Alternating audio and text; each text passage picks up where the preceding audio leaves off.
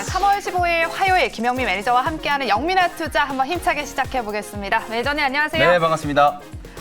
매니저님 어제에 이어서 오늘 우리 증시도 힘을 맥을 못 추리고 있는데 처음에는 시장 바람잡이 날이 없는 것 같아요. 처음에는 또 지정학적 이슈가 막 불거지다가 이제는 또 중국발 악재가 겹치고 있는데 어떻게 해야 될까요? 이건 진짜 뭐 시장이 하루하루 그냥 진짜 설상가상, 엎친 데 덮친 격 뭐 이런 얘기라고 해도 과언이 아닐 정도로 이제 지정학적 리스크와 관련해서는 약간의 뭐 해견의 실마리가 만들어지고 있는 듯한 느낌은 좀 들어요. 물론 어저께 이제 4차 협상 화상으로 진행되다가 한 2시간여 만에 협상이 중단됐잖아요. 그게 이제 그쪽에 우크라이나 쪽에서 얘기하는 이유게 이제 기술적인 문제 때문이라고 하는데 그게 뭐 화상 연결이 안 되거나 그런 기술적인 문제가 아니고 뭔가 이제 명문화시키고 문서화하기 위해서 그러면 우리가 이제 보통 이런 합의문이라든지 명문을 만들 때는 단어 하나하나의 의미가 중요하잖아요. 그쵸, 그래서 이제 그런 부분들에 대한 세부적인 실무진 차원의 어떤 조율을 하기 위해서 협상을 좀 중단을 했다가 오늘 또 다시 이어서 계속 협상을 한다라고 하니까 이제 뭔가 좀 양당 간에 이제 전쟁은 할 만큼 했잖아요. 지금 거의 2주, 3주째 지금 전쟁을 하고 있는 상황이기 때문에 뭐 때려 부술 만큼 부셨고 고통을 받을 분들은 정말 많이 고통을 받았고 지금 또 유럽 쪽에서 저쪽 이제 서유럽 쪽 아니 동유럽 쪽에서는 지금 난민이 전쟁 난민이 뭐 수백만 명이 지금 생기고 있다라고 하잖아요. 그래서 이제 지정학적 리스크와 관련돼서는 어느 정도 이제 해결의 실마리가 좀 만들어지고는 있는데 문제는 이게 어제 우리 국내 증시가 많이 빠질 때도 공급망 관련된 이제 충격이 있다라고 설명을 좀 드렸었잖아요. 실제로 이제 중국발 악재 어저께 이제 중국의 이제 선전 지역이 전면적으로 봉쇄가 돼버렸어요. 그러다 보니까 우리나라 이제 IT 기업들도 사실 거기에 이제 현지 공장을 가지고 있는 공장들이 많이 있고 기업들이 많이 있고 미국에 여러분들 잘 아시는 애플이라는 기업이 이제 스마트폰 생산을 할 때 폭스콘이라고 하는 회사가 거의 대부분의 이제 생산을 하고 있잖아요. 그 폭스콘 공장이 또 중국에 있는데 그 공장이 셧다운된 거예요.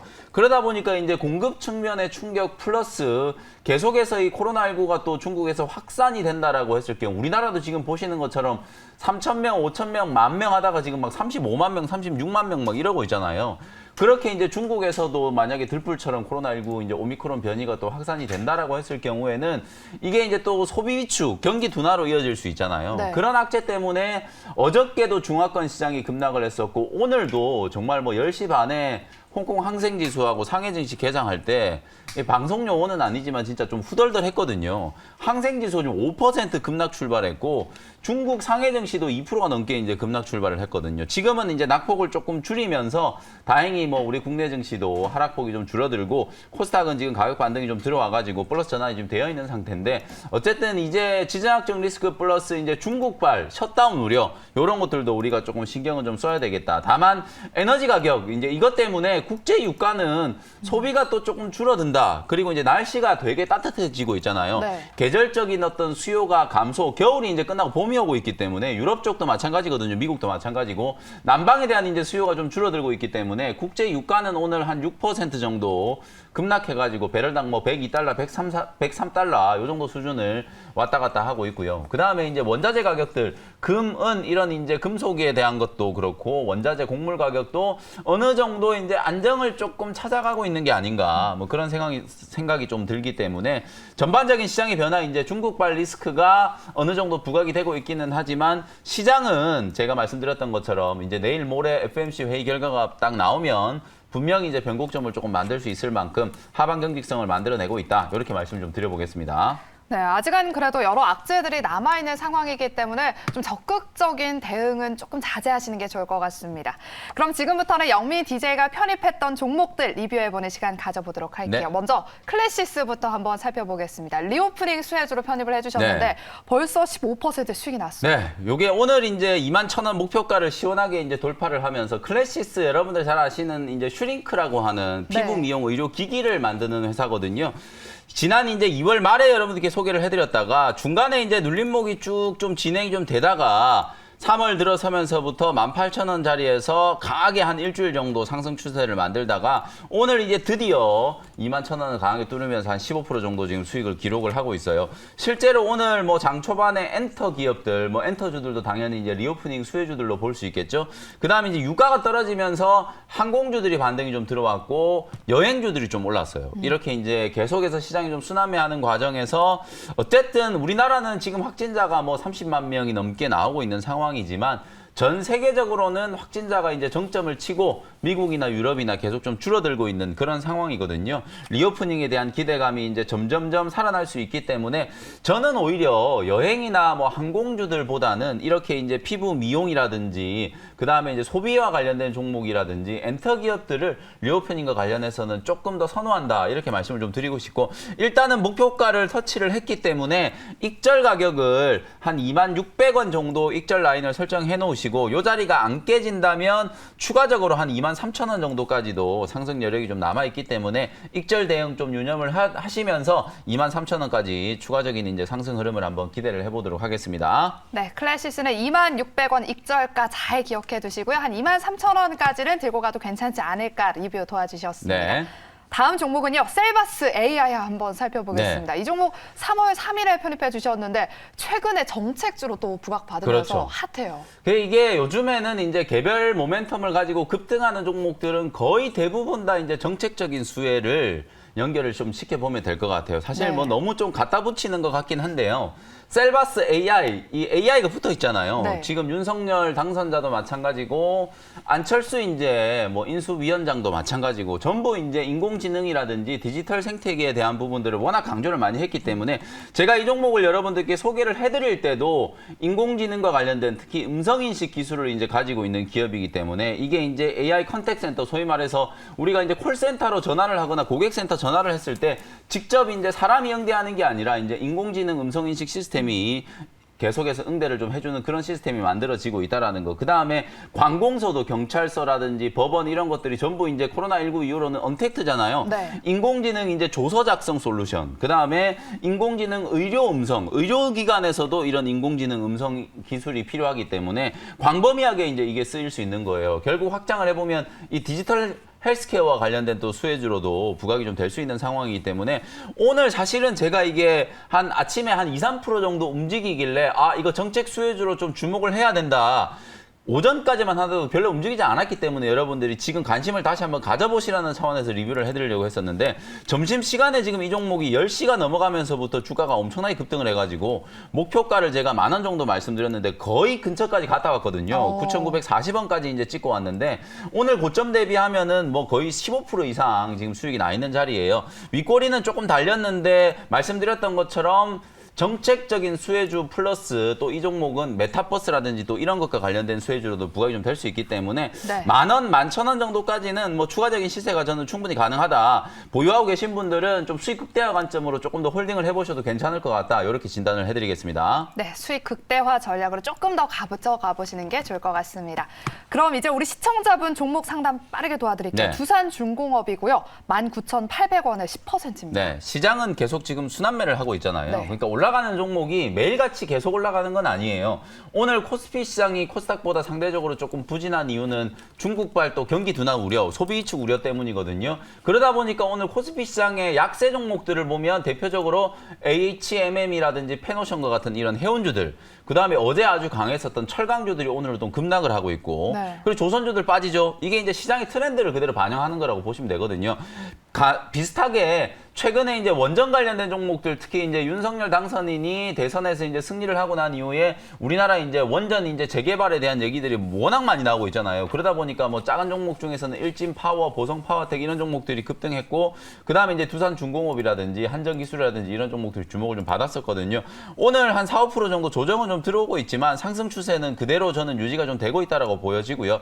2만 5, 6천 원 정도 직전 고점까지는 충분히 상승할 수 있다라고 보여지니까 이 종목은 뭐 정책 수혜주이기도 하면서 단기적인 어떤 테마성 이슈도 분명히 좀 반영될 수 있는 종목이니까 보유를 좀 계속 하시면서 26,000원 선까지 계속해서 수익 극대화 관점으로 대응을 한번 해보시면 좋을 것 같습니다. 네, 우리 시청자분 종목 상담 여기까지 진행하도록 하겠고요. 오늘 오후장에서 우리는 어떤 종목에 좀 주목해보면 좋을까요? 김영민 매니저의 원샷 원킬 종목 공개 바로 해보겠습니다. 어떤 네. 종목 주목할까요? 오늘 준비해온 종목도 역시 뭐 정책 수혜주인데요.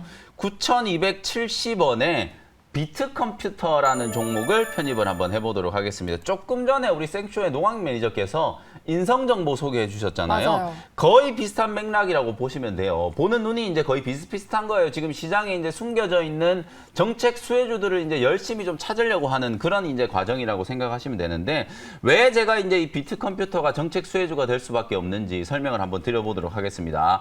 이 회사는 이제 1983년도에 설립이 된 회사니까 업력이 거의 40년 된 아주 오래된 기업이에요. 특히나 이제 의료 정보 시스템, 그 중에서도 대표적으로 우리가 EMR이라고 하는데요. 우리가 병원에 가면 뭔가 알 수 없는 글씨로 의사분들이 차트를 막 쓰잖아요. 맞아요. 막 영어로 쓰기도 하고 네. 뭐 기호 같은 것도 쓰고 막 그러면서 차트를 만드시는데, 사실 그렇게 문서화되어 있는 차트만 보면 우리가 그런 정보를 외부에서는 전혀 확인할 수가 없잖아요.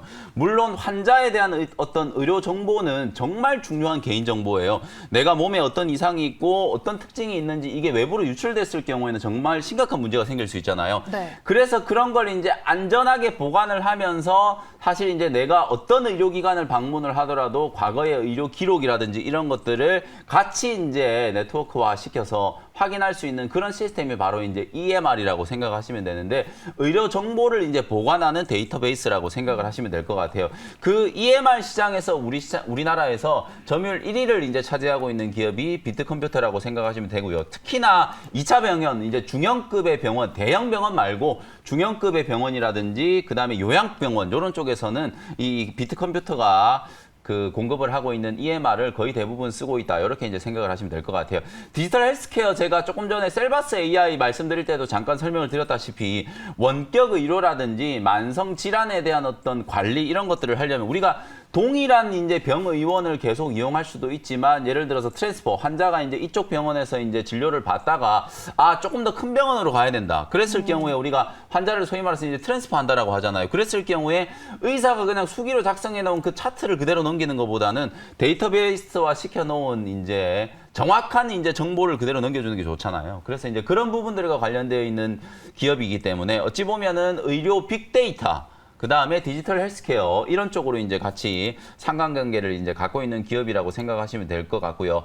클레머라고 하는 이제 중소형 병원 타깃으로 한 패키지 클라우드 EMR 서비스를 이제 출시를 해가지고 이게 이제 매출 성장에 상당히 좀 큰 기여를 좀 하고 있고, 지금 이제 정책적인 수혜 말씀드렸잖아요. 네.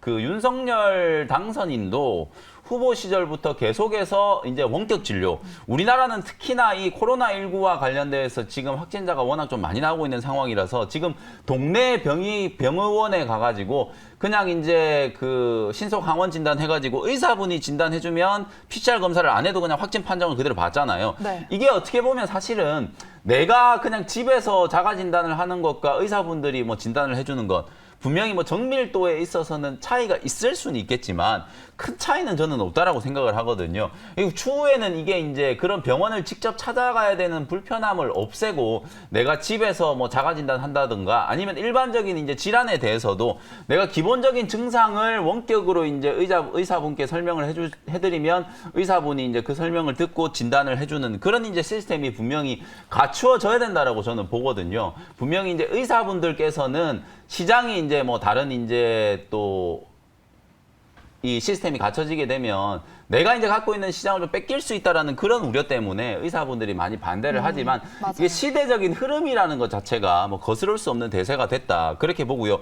또 하나 이제 중요한 건 안철수 이제 인수위원장이 됐잖아요. 근데 안철수 위원장이 동시에 코로나19 대책 특위위원장도 지금 겸임을 하고 계세요. 여러분들도 잘 아시다시피 안철수 위원장이 이제 의사 출신이기도 하고 맞아요. 역시나 안철수 위원장도 후보 시절에 계속해서 이런 원격 진료라든지 이런 디지털 헬스케어에 대해서 공약집도 출간을 했고 계속해서 강조를 할 정도로 뭐 정책적인 이슈에서는 상당히 좀 중심이 될 수 있을 만한 테마이기 때문에 인성정보라든지 비트컴퓨터 보시면 아직까지 이런 정책 수혜에 대한 얘기가 안 나왔거든요. 분명히 이제 바닥권에서 이제 이런 이슈들이 부각이 되기 시작하면 급등이 한번 나올 수 있는 그런 종목이기 때문에 관심을 한번 가져보시자 이렇게 말씀드리고요. 원격 의료 시스템이 확충이 됐을 경우에 정책적인 수혜주가 될 수 있는 종목이다 이렇게 정리해드리고 현재가로 일단 편입을 했고요. 1차 목표 가격은 11,000원 정도 목표가 말씀드리고요. 손절 가격은 8,000원 정도로 가격 전략 제시를 해드리도록 하겠습니다. 네, 오늘 종목은요 정책 수혜주로도 묶일 수 있는 원격 의료주죠. 비트컴퓨터를 소개해 주셨습니다. 가격 전략도 참고해 주시고요. 오늘 무료 방송 또 준비 준비되어 네, 있으시죠? 오늘도 오후 4시에 무료 공개 방송 진행해드릴 텐데 어제는 전체적인 어떤 시장 전략에 대한 거 설명드렸고 오늘은 디테일하게 뭐 리오프닝 수혜주들, 정책 수혜주들, 지금 시장에서 좀 주목받고 있는 종목들에 대해서 분석해드리도록 할 테니까요. 오후 4시 무료 방송 시간에 다시 뵙도록 하겠습니다. 네, 저희는 내일 이 시간에 다시 찾아뵙도록 하겠습니다. 여러분 고맙습니다.